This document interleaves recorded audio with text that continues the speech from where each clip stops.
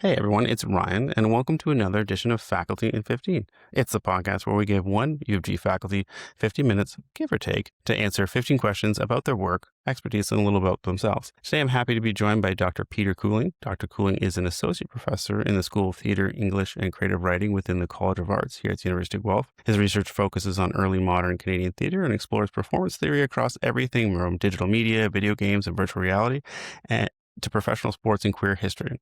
Most recently, he co-designed the award-winning Shakespeare VR experience, which transforms Shakespeare's plays into interactive virtual reality productions. Welcome to the podcast, Peter. How are you?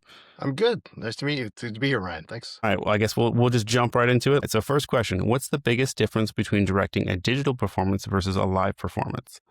Oh, I think I learned so much trying to do things digitally in kind of a video game or digital development space that I never realized, because on stage, you only kind of have one focal point, one sort of direction. There's lots of wonderful sets and props and costumes and people and voices. But suddenly working in this other space where you have all these other avenues to look, and and that could be a video game, that could be VR. It was realizing how much more thorough my thought making had to be around the world building, the character development, the character looks, their movements, their places, all of those sorts of things. And it really, I think it improved my ability to do live eventually. I haven't directed live since, but I'm excited when I get back to something at the UG stage and can direct, because I'm just so much more attuned to the complete world building nature of digital development and digital performance. What are the benefits of incorporating technology like VR into the performing arts? I think the biggest thing I've been noticing is that it gives us a chance to really shift perspective. I mean, that's what film and television to an extent did originally with theater, was trying to get both theater performers to think about how does that technology reshape the stage, but how do we reshape the stage to fit in those avenues? And I think telling more theatrical stories and even classical stories in games in VR really gets us to think about what possible potential is there. I didn't realize what being a character in a Shakespeare VR experience would do to me as the audience member. I become part of the story. I have to be involved in every moment of the story. So thinking about that reconfiguring of how the dialogue works, what you're listening to, what you're focused on, when you lose focus, because log speeches, we all do, but like this kind of nature of what does it mean to shift where our audience is and literally put them on stage instead of keeping them watching from beyond the proscenium. So what first drew you to the University of Guelph, and what keeps you here? This is a great question, because I always had admired Guelph from my undergrad days. I went to York to do film production, thought I was going to be a cinematographer, videographer, camera guy, all that sort of stuff. And I love Shakespeare as well. And so that kind of kept going through my undergrad. I went to U of T eventually, and there were a lot of incredible Shakespeare scholars, Rick Knowles, Mark Fortier, who still teaches with us, Daniel Fishlin, who still teaches with us, and great theater people like Ann Wilson and Alan Filewat, who made up this incredible school that I kind of always admired it from afar. So while moving around, it was kind of always in my mind, and this incredible opportunity to come to Guelph showed up. So I've always really admired what it's meant for Canadian theater and Shakespeare studies specifically at the university. And how would you explain to a 5-year-old what a cyclorama is? I don't know if I would. I mean, I don't explain to 20-year-olds what a cyclorama is usually. I mean, it's important to think about, telling a young person, I have young kids, and I tell them about the VR I'm developing. I say, imagine you're in a dream and you can move in any direction and look in any direction and see things. On the TV, you're contained to a frame. Even on stage, you're contained to what you can see. VR is maybe the modern cyclorama, I'm not sure. But, like 360 photography, and there's something incredibly immersive and dreamlike that is unexpected about it. But I mean, if you have a capacity to dream, then I think that's what a cyclorama, that's what VR, that's what all these new technologies do for your ability to see worlds. What initially inspired you to study theater? I grew up in northern Saskatchewan, and my mom was a school teacher, so we often had the summer off with her. And we'd spend a lot of time at some of these northern spaces. There was a cabin that we had near a cottage or a lake. And there was a bookstore there. And I remember being like 13 or 14 and her telling me, you can go read the young adult stuff now. Your brother and sister will stay in the comics, And I gravitated to this area where there were plays, and there was Richard III.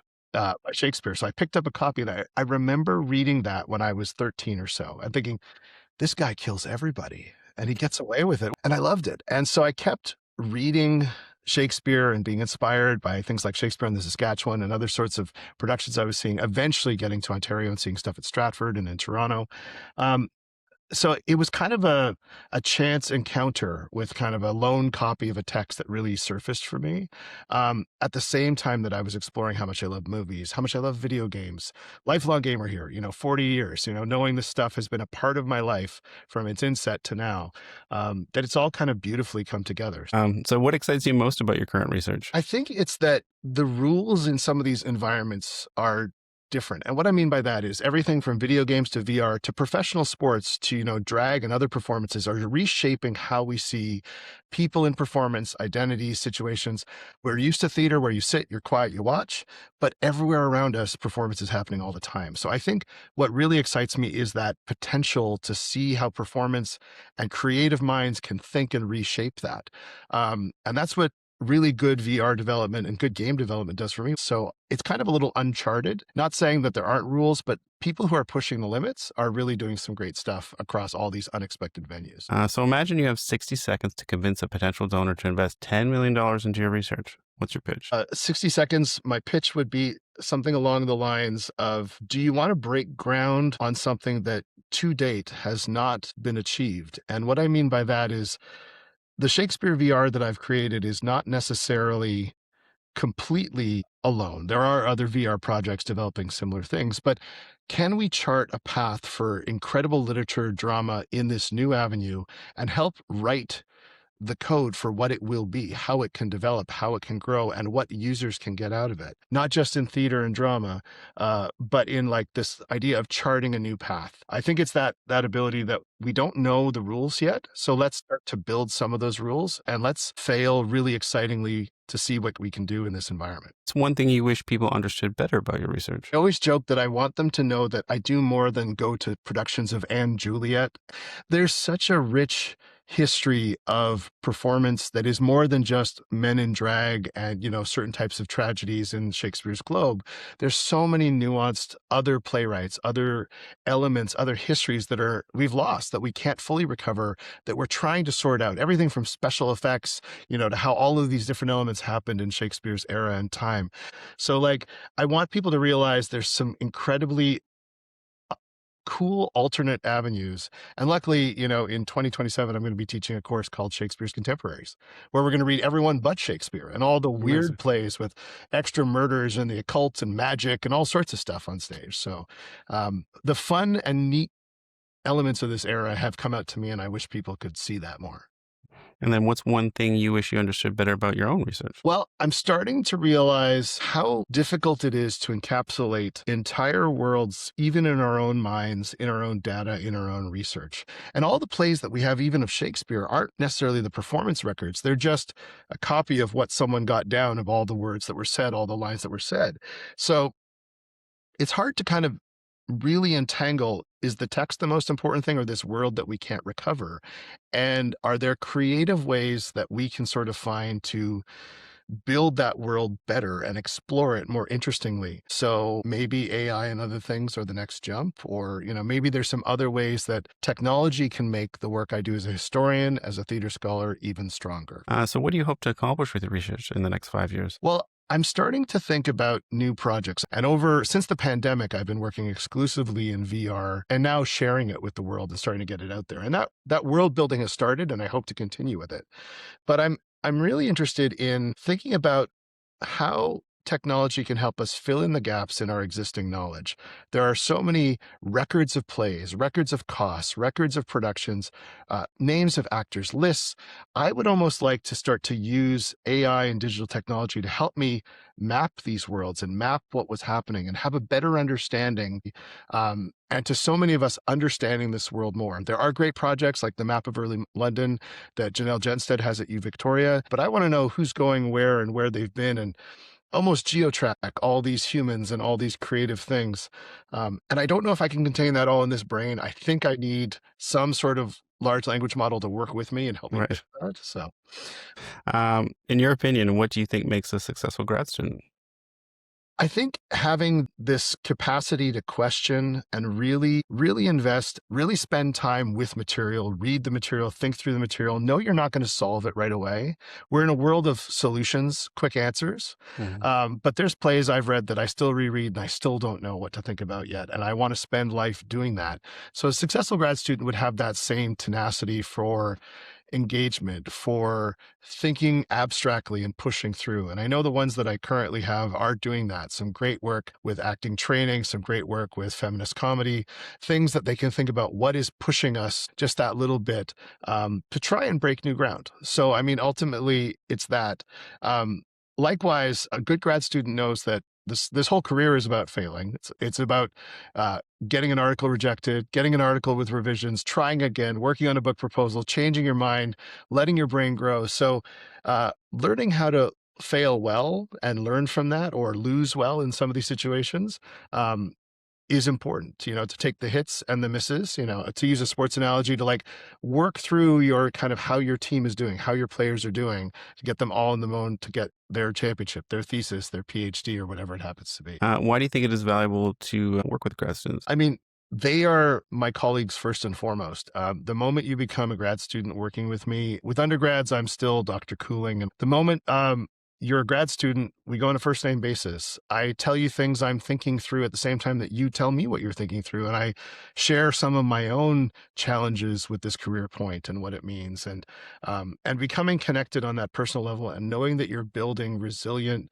strong colleagues who will go forward is so valuable. And I learn so much from watching them continue to succeed, to have these small hiccups, to be challenged in defenses and other things and succeed through it, that they're on this shorter cycle, especially for the MAs that are a year long, that it's really inspiring to watch them keep showing up and keep challenging and pushing, that it makes me do the same with my own work. And then, so I guess in that same vein, is there a colleague or faculty at the University of Guelph whose work you really admire? Absolutely. I'll say two answers to this in some ways. So the colleague that I truly admire is my co-hire, the person hired in history, Kim Martin, who is the person working alongside me, also works a little bit in the early modern, works in DH with the Think Lab.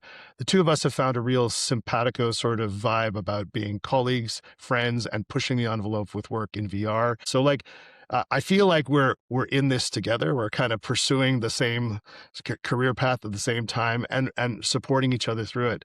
But as I said, like Guelph was nothing but a giant school full of really inspired theater people who've all since retired, most of them, who inspired me to follow this career path. And I'm taken aback by the fact that I'm now in their shoes or in their space within this department that I valued and looked at from afar. Now, here's a big question. So, if you could only eat one campus meal for the rest of your University of Guelph career, what would it be? I think it would probably be the grilled cheese, the student grilled cheese that you can get over in the pub or at the grad lounge. It's still the student in me who's like, it's cost effective. I think it's like less than $12. You can change your side up, add tomato, add bacon, whatever you need. But there's a small part of me that like can't get enough of Creelman Hall Mhm. because I went to universities that didn't have dining halls the same way. And there's something about that atmosphere. So I like the Creelman atmosphere, but I like the grilled cheese that I can get in the student centers. Nice. Okay, so last question. What does improved life mean to you? I think it means that you have to continually be asking, why can't we? Wouldn't this make us stronger to try and take these risks? I will say that to grab the funding for Shakespeare VR, originally it was just Hamlet VR. I literally sat there and said, why wouldn't we create the first scene of Hamlet in VR with a ghost in the middle of the night and kind of terrify the players? And I tried and I wrote this thing and they said to me, yeah, no one suggested anything this different or radical. We're going to fund this, of course. It's neat. It's different. It pushes. And I hope it's made some improvement. And I've seen it make improvement for high school teachers who've been trying it, high school students who've been trying it. And I feel like it's offered an opportunity to access Shakespeare and wonderful theater for people who may not always have access to it. That little bookstore in the middle of nowhere improved my life by giving me something to read. So if I can leave something to improve other people's lives, that would be the goal. that. Well, thank you, Dr. Kuling. I really appreciate you taking the time to chat with us today. If you like what you heard, please like and subscribe to wherever you get your podcasts. For the latest updates, be sure to follow us on all our socials. And for more info, you can always visit youatguelph.ca. All the links can be found in our show notes. We'll be back in your feed with another 15 and another fantastic faculty. Till next time, thank you so much for listening.